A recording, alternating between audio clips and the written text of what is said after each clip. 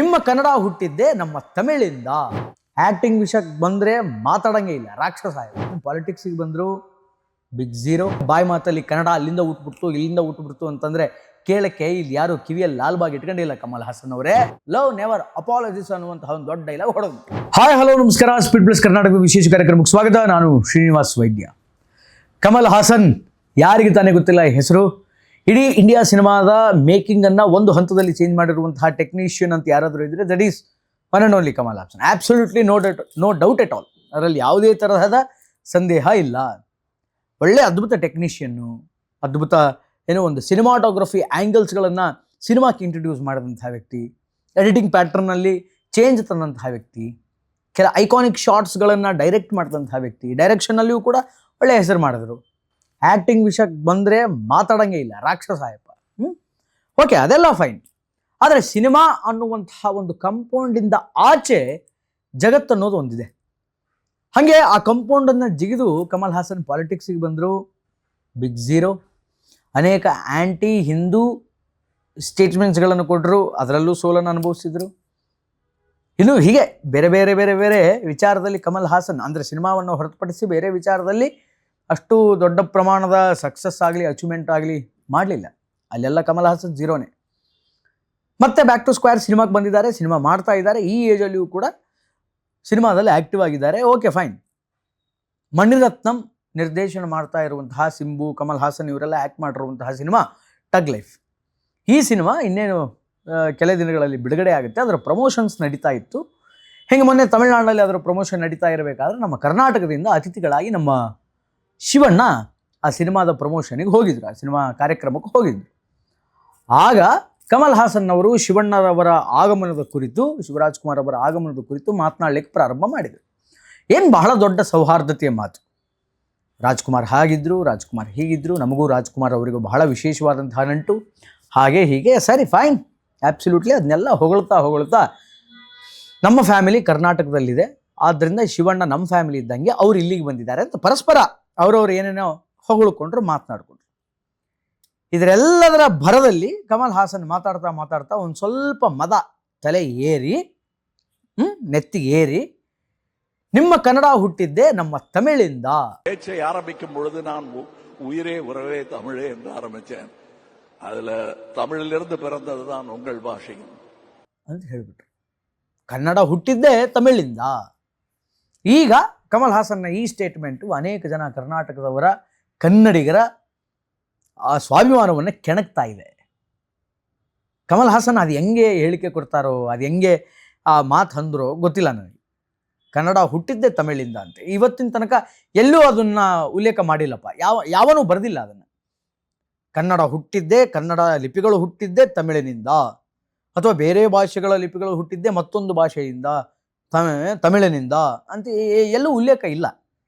As I know, ನನಗೆ ಗೊತ್ತಿರೋ ಹಾಗೆ ಕರ್ನಾಟಕಕ್ಕೆ, ಕನ್ನಡ ಭಾಷೆಗೆ, ಕನ್ನಡ ಲಿಪಿಗೆ, ಕನ್ನಡದ ಶಾಸನಗಳಿಗೆ ತನ್ನದೇ ಆದಂತಹ ಒಂದು ಹಿನ್ನೆಲೆ ಇದೆ, ಇತಿಹಾಸವಿದೆ.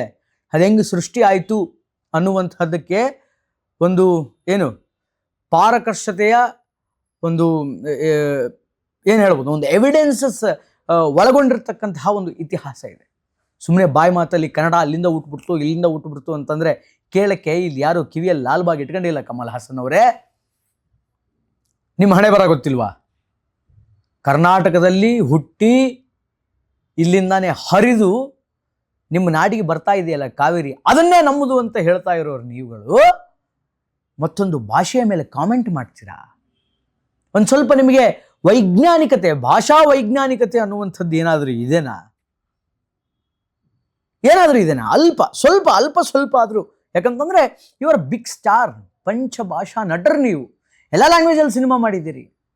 ಇನ್ಫ್ಯಾಕ್ಟ್ ನಿಮ್ಮ ರಾಮ ಶ್ಯಾಮ ಬಾಮ ಸಿನಿಮಾ ನೋಡಿ ಕಮಲ್ ಹಾಸನ್ ಇಷ್ಟು ಅದ್ಭುತವಾಗಿ ಕನ್ನಡ ಮಾತಾಡ್ತಾರ ಅಂತ ಗಾಬರಿ ಆದವರು ಇದ್ದಾರೆ. ಅಷ್ಟೆಲ್ಲ ನೀವು ಭಾಷೆಗಳಲ್ಲಿ ಸಿನಿಮಾ ಮಾಡಿ ಒಂದು ಭಾಷೆಯನ್ನು ವೈಭವೀಕರಣ ಮಾಡೋದಕ್ಕೋಸ್ಕರ, ಒಂದು ಭಾಷೆಯನ್ನು ಎತ್ತಿ ಹಿಡಿಯೋದಕ್ಕೋಸ್ಕರ ಮತ್ತೊಂದು ಭಾಷೆಯನ್ನು ಕೆಳಗಿಳಿಸ್ತೀರಿ ಅಂತಂದರೆ what nonsense Kamal Haasan, what nonsense it is. Yes, ಕನ್ನಡಿಗರು ಯಾರೂ ಇದನ್ನು ಸಹಿಸಲ್ಲ. ಕ್ಷಮಾಪಣೆ ಕೇಳಬೇಕು ಕಮಲ್ ಹಾಸನ್ ಅಂತ ಪಟ್ಟು ಹಿಡಿದು ಕೂತರು. ಕಮಲ್ ಹಾಸನ್ ಹೇಳಿದ್ದೇನು, ನಾನು ಕ್ಷಮಾಪಣೆ ಕೇಳಲ್ಲ. I am not going to say any sorries. They are confusing the issue. Then what I say is right. Love will never apologize. Thank you. Because ನಾನು ಹೇಳಿದ್ದು ಸರಿ ಇದೆ ಅನ್ನುವಂಥದ್ದೇ ಕಮಲ್ ಹಾಸನ್ ತಕರಾರು. ನಾನು ಹೇಳಿದ್ದು ಸರಿ ಇದೆ, ಕನ್ನಡ ಹುಟ್ಟಿದ್ದೇ ತಮಿಳು ಭಾಷೆಯಿಂದ ಅಂತ ಹೇಳಿ ಏನೇನೋ ಮಾತಾಡಿ ಅಯ್ಯಪ್ಪ ಕಡೆಗೆ ಹೇಳಿದ್ದೇನು ಅಂತಂದರೆ ಇಟ್ಸ್ ನಾಟ್ ಏನೋ clarification, it's my opinion, this is the truth ಅಂತೆಲ್ಲ ಹೇಳಿದ್ರು. ಆಮೇಲೆ ನಾನು ಪ್ರೀತಿಯಿಂದ ಹೇಳಿದ್ದೆ ವಿನಃ ಬೇರೆ ಯಾವ ಆ್ಯಂಗಲಿಂದ, ಪರ್ಸೆಪ್ಷನಿಂದ, ಪಾಯಿಂಟ್ ಆಫ್ ವ್ಯೂ ಇಂದ ಅಲ್ಲ. ಸೊ ನಾನು ಕ್ಷಮಾಪಣೆಯನ್ನು ಕೇಳಲ್ಲ, ಬಿಕಾಸ್ ನಾನು ಪ್ರೀತಿಯಿಂದ ಹೇಳಿದ್ದು. I said from a love, love never apologises ಅನ್ನುವಂತಹ ಒಂದು ದೊಡ್ಡ ಡೈಲಾಗ್ ಹೊಡೆದ್ಬಿಟ್ರು. ಕೊಲೆ ಮಾಡಿಬಿಟ್ಟು ಪ್ರೀತಿಯಿಂದ ಕೊಲೆ ಮಾಡಿದೆ ಅಂತ ಹೇಳಿದರೆ, ಕರೆದು ಕೆರದಲ್ಲಿ ಹೊಡೆದು ಪ್ರೀತಿಯಿಂದ ಹೊಡೆದ್ಬಿಟ್ಟೆ ಐ ಆಮ್ ಸಾರಿ ಅಂತಂದರೆ, ಸಾರಿನೂ ಅನ್ನಲ್ಲ, ಪ್ರೀತಿಯಿಂದ ಹೊಡೆದೆ. ಯಾರ್ರೀ ಕೇಳ್ತಾರೆ ಇದೆಲ್ಲ? What nonsense shut is happening. ಈಗಾಗಲೇ ಕಮಲ್ ಹಾಸನ್ ಹೇಳಿಕೆಯನ್ನು ವಿರೋಧ ಮಾಡಿ ಅನೇಕ ಕಡೆಗೆ ಚಳುವಳಿಗಳು ಪ್ರಾರಂಭ ಆಗ್ತಾ ಇದೆ. ಕನ್ನಡ ಪರ ಹೋರಾಟಗಾರರು ವಿರೋಧವನ್ನು ವ್ಯಕ್ತಪಡಿಸ್ತಾ ಇದ್ದಾರೆ. ಆದರೆ ಕಮಲ್ ಹಾಸನ್ ಪಟ್ಟು ಹಿಡ್ಕೊಂಡು ಕೂತಿದ್ದಾರೆ. ನೋಡಿ, ನಿಮ್ಮ ಸಿನಿಮಾಗಳಿಗೆ ಪ್ರಮೋಷನ್ ಆಗಬೇಕು ಅಂತಂದರೆ ಒಳ್ಳೆ ರೀತಿಯಲ್ಲಿ ಸಿನಿಮಾ ಮಾಡಿ, ಒಳ್ಳೆ ರೀತಿಯಲ್ಲಿ ಟ್ರೈಲರ್, ಒಳ್ಳೆ ರೀತಿಯಲ್ಲಿ ಟೀಸರ್, ಸಾಂಗ್ಸ್ ಅವುಗಳನ್ನು ಬಿಟ್ಟು ನಿಮ್ಮ ಸಿನಿಮಾಕ್ಕೆ ಪ್ರಚಾರ ಗಿಟ್ಟಿಸ್ಕೊಳ್ಳಿ. ಇಂತಹ ಅನ್ವಾಂಟೆಡ್ ಕಾಂಟ್ರವರ್ಷಿಯಲ್ ಸ್ಟೇಟ್ಮೆಂಟ್ಗಳನ್ನು ಕೊಟ್ಟು ಲೈಮ್ ಲೈಟ್ಗೆ ಬರುವಂತಹ ಪ್ರಯತ್ನ ಮಾಡಬೇಡಿ. ಅದರಲ್ಲೂ ಎಸ್ಪೆಷಲಿ ಕಮಲ್ ಹಾಸನ್ ಅಂತಹ ದೊಡ್ಡ ನಟರು ಇಂತಹ ನಾನ್ಸೆನ್ಸ್ ಶೆಟ್ಗಳನ್ನು ಮಾಡಲೇಬಾರದು. It's just cinema stage. ನೀವು ಸಿನಿಮಾ ಬಗ್ಗೆ ಮಾತನಾಡಬೇಕಾಗಿತ್ತು. It's not a political stage. ಅಲ್ಲಿ ನಿಮ್ಮ ಸಿದ್ಧಾಂತವನ್ನೇ ಹೇರೋದಾಗಲಿ ಅಥವಾ ಮತ್ತೊಂದು ಮಗದೊಂದು ವಿಚಾರಗಳ ಬಗ್ಗೆ ಮಾತನಾಡೋದಾಗಲಿ, ಇನ್ಯಾವುದೋ ರಾಜ್ಯದ ಬಗ್ಗೆ, ಆ ರಾಜ್ಯದ ಇತಿಹಾಸದ ಬಗ್ಗೆ, ಅದರ ಭಾಷೆ ಬಗ್ಗೆ, ಆ ರಾಜ್ಯದ ರಾಜರ ಬಗ್ಗೆ ನೋ, ಅದು ಬೇಕಾಗಿರಲಿಲ್ಲ. ನಿನ್ನ ಸಿನಿಮಾ ಬಗ್ಗೆ ಮಾತಾಡಯ್ಯ. ನೀ ಏನು ಸಿನಿಮಾ ಮಾಡಿದೀಯಾ, ಸಿನಿಮಾದಲ್ಲಿ ಏನು ದಬಾಕಿದೀಯಾ, ಅದ್ರ ಬಗ್ಗೆ ಮಾತಾಡಿ. ಜನ ಬಂದು ನೋಡ್ತಾರೆ. ಇಂತಹ ಕಾಂಟ್ರವರ್ಸಿ ಸ್ಟೇಟ್ಮೆಂಟ್ಗಳನ್ನು ಕೊಟ್ಟರೆ ಕರ್ನಾಟಕದಲ್ಲಂತರೂ ಮುಖ ಮೂತಿ ನೋಡಿದ್ರೆ ಸಿನಿಮಾ ಬ್ಯಾನ್ ಮಾಡಿ ಬಿಸಾಕ್ಬಿಡ್ತಾರೆ ಅಷ್ಟೇ. ಬ್ಯಾನ್ ಮಾಡಿ ಬಿಸಾಕ್ಬಿಡ್ತಾರೆ, ಯಾವನು ಬರಲ್ಲ. ನೀವು ಅದನ್ನು ಬಿಟ್ಟು ಇಂತಹ ಕಾಂಟ್ರವರ್ಸಿ ಸ್ಟೇಟ್ಮೆಂಟ್ಗಳನ್ನು ಏನಾದರೂ ಕೊಟ್ಟರೆ ನಮಗೆ ಒಂದು ಸ್ವಲ್ಪ ಪ್ರಚಾರ ಸಿಗುತ್ತೇನೋ, ಒಂದು ಸ್ವಲ್ಪ ನ್ಯೂಸಲ್ಲಿ ಬರ್ತೀರಿ ನ್ಯೂಸಲ್ಲಿ 101% ನ್ಯೂಸಲ್ಲಿ ಬರ್ತೀರಿ. ಹೆಂಗೆ ಬರ್ತೀರಿ? ಕ್ಯಾಕರ್ಸ್ ಉಗಿತಾರೆ. ಕನ್ನಡದ ಬಗ್ಗೆ ಏನಾದರೂ ನೀವು ಮಾತನಾಡಿದರೆ ಕ್ಯಾಕರ್ಸ್ ಉಗಿತಾರೆ.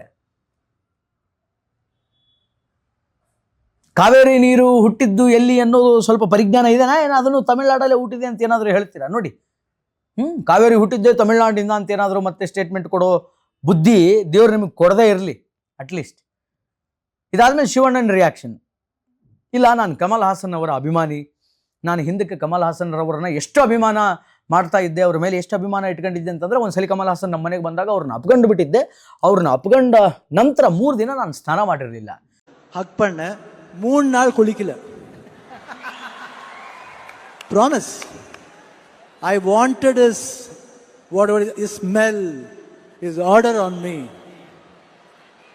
அந்த மாதிரி ஒரு பெரிய ಫ್ಯಾನ್ எனக்கு.